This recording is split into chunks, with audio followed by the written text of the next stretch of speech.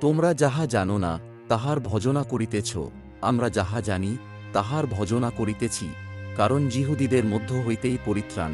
কিন্তু এমন সময় আসিতেছে, বরং এখনই উপস্থিত, যখন প্রকৃত ভজনাকারীরা আত্মায় ও সত্যে পিতার ভজনা করিবে, কারণ বাস্তবিক পিতা এইরূপ ভজনাকারীদেরই অন্বেষণ করেন।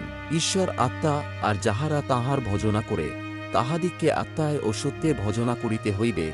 স্ত্রীলোকটা তাহাকে বলিল, আমি জানি মসীহ আসিতেছেন, যাহাকে খ্রীষ্ট বলে। তিনি যখন আসিবেন, তখন আমাদিগকে সকলই জ্ঞাত করিবেন। যীশু তাহাকে বলিলেন, তোমার সহিত কথা কহিতেছি যে আমিই তিনি। এই সময়ে তাঁহার শিষ্যগণ আসিলেন এবং আশ্চর্য জ্ঞান করিলেন যে তিনি স্ত্রীলোকের সহিত কথা কহিতেছেন। তথাপি কেহ বলিলেন না, আপনি কি চাহেন, কিংবা কি জন্য উহার সহিত কথা কহিতেছেন? তখন সে স্ত্রীলোকটা আপন কলসি ফেলিয়া রাখিয়া নগরে গেল।